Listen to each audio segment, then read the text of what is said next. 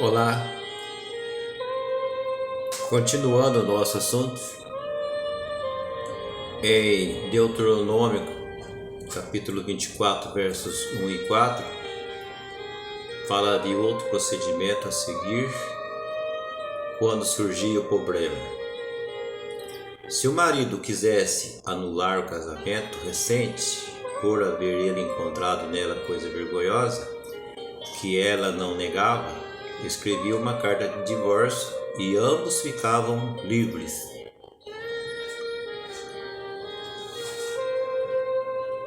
Cristo se refere a esse caso ao dizer, a não ser por causa de fornicação, ou seja, somente nessas circunstâncias, se o homem se divorciar-se, casa de novo, não comete adultério nessas circunstâncias. E se a mulher repudiada se casa com outro, não comete adultério, nem o que se casa com ela. Naturalmente, o marido tem outra possibilidade: perdoá-la e recebê-la como sua esposa. De modo que o ensino de Moisés e o de Cristo coincidem. Cristo não contradiz Moisés, mas o confirma e esclarece. Porque Mateus é o único a incluir a cláusula de exceção. Não, na minha opinião,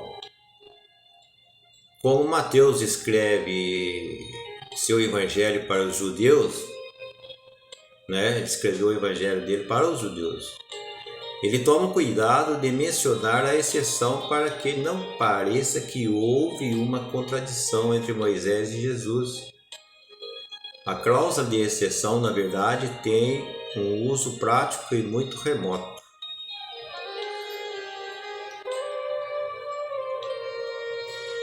Qual era a intenção da lei em Deuteronômio 22, capítulo 13 e 21 e 24, capítulo 24, versículo 1 e 4?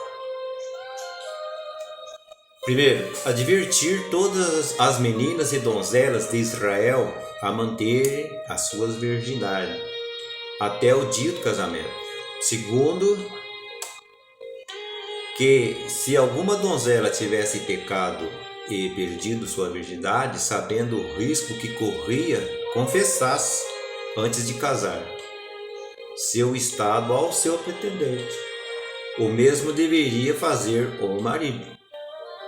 Terceiro caso, que no caso em que a mulher estivesse em falta e o marido a quisesse como esposa, houvesse uma opção pacífica para resolver o conflito sem necessidade de recorrer ao julgamento público e, consequentemente, a pena de morte. Quarto, proteger a mulher repudiada para que o homem que a houvesse repudiado não tivesse, dali em diante, mais nenhum direito sobre ela. E o quinto, deixar ambos livres para contrair novo matrimônio, pois praticamente se tratava de uma anulação do casamento recém-realizado. O apóstolo Paulo, ele dá várias instruções a esse respeito. Por exemplo, em 1 Coríntios capítulo 7, esta é a passagem mais extensa e talvez a única das epístolas que aborda essa questão. Pelo que disse o primeiro versículo, Paulo está respondendo uma série de questões que os irmãos de Corinto lhe havia feito. Trata-se de uma das poucas ocasiões em que ele distingue com clareza o que disse o Senhor e o que é a sua opinião pessoal. Enquadrado dentro deste conselho pessoal, Paulo recomenda aos solteiros, às donzelas e às viúvas que, Se elas têm o dom de continência, siga seu exemplo de manter-se celibatário, pois o tempo é curto. E para dedicar-se ao Senhor, mas deixa muito claro também que se casarem, não pecam. Se casarem, faz bem, e se não casarem, faz ainda melhor. Mas em nenhum lugar diz aos divorciados que se casarem não pecam. É fácil de entender, não é? Nos versículos 10 e 11 fala da situação dos casados. Todavia aos casados mando, não eu, mas o Senhor manda, que a mulher não se aparte do marido. Se porém se apartar, que fique sem casar. Ou se reconcilie com o marido, e que o marido não deixe a mulher. O Senhor disse claramente que não se separem, mas se a separação de qualquer forma ocorrer, seja por desobediência ao Senhor, ou porque a convivência se tornou insustentável, ou porque o cônjuge incrédulo decide se separar ou divorciar-se, a alternativa são duas: fique sem casar ou se reconcilie com o seu marido. À luz da palavra. A separação é um primeiro erro que às vezes não se pode evitar. O novo casamento seria um segundo erro, muito mais grave do que o primeiro, que seria, segundo a palavra de Jesus, cometer adultério. Assim, Paulo enfatiza: ordeno não eu, mas o Senhor quem está ordenando. Nos versículos 12 e 16, o apóstolo aborda uma situação pontual. O caso de um casamento em que um dos dois se converte e o outro não. Lendo cuidadosamente esses versículos, nós vemos que, em primeiro lugar, o cônjuge crente não deve abandonar o não crente.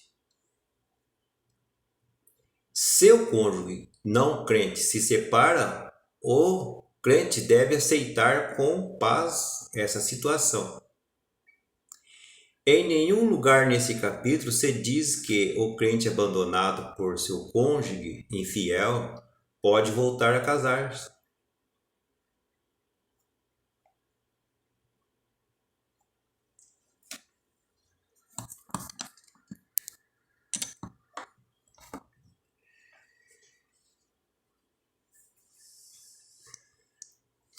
Os que veem no versículo 15 uma liberdade para se casar com o outro, estão tirando o texto do contexto. Nos versos 10 e 11, Paulo deixa bem estabelecido que se acontecer a separação, deve-se ficar sem casar. Aqueles que argumentam que a palavra grega chorizo significa separação por divórcio vincular, se equivocam, pois o mesmo verbo chorizo aparece nos versículos 10 e 11 do mesmo capítulo, onde se diz claramente que nenhum dos dois tem liberdade de casar-se de novo. Além disso, o mesmo termo é usado em Atos capítulo 1, versículo 4 e capítulo 18, versículo 1, onde facilmente se verifica que não se refere a um divórcio vincular, senão simplesmente uma separação. E às vezes uma separação temporária, como a de Onésimo e Filemon, de modo que, à luz das declarações de Cristo e do que foi escrito por Paulo em Coríntios 1, capítulo 7, versículo 10 e 11, O verso 15 também deve ser interpretado simplesmente como que uma mulher crente abandonada por seu marido incrédulo não está obrigada a continuar sendo sua esposa. Pode ficar sozinha e em paz. Mas o texto não diz que ela está livre para casar-se de novo com outro homem. Os que afirmam tal coisa o fazem por simples dedução. O único caso que Paulo explicitamente diz que a mulher está livre para contrair novo matrimônio é se ela ficar viúva. A mulher está ligada enquanto o marido está vivo. Mas se falecer o marido, ela fica livre para casar com quem quiser, contanto que seja um casamento feito no Senhor, com a vontade de Deus. Em Romanos capítulo 7, versículos 2 e 3, Paulo está falando de outro assunto, mas faz referência ao mesmo princípio, porque a mulher casada está ligada pela lei ao seu marido enquanto ele viver, mas se ele morrer, ela está livre da lei do marido, de sorte que, enquanto viver, o marido será chamada adúltera se for de outro homem.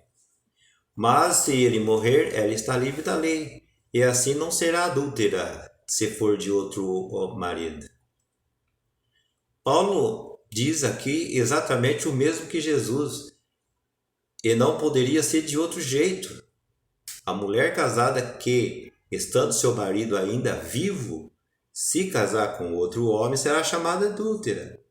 Tanto para Jesus quanto para Paulo, a segunda união é um adultério. Mais um intervalo de 1 minuto e logo voltaremos na sequência. Certo?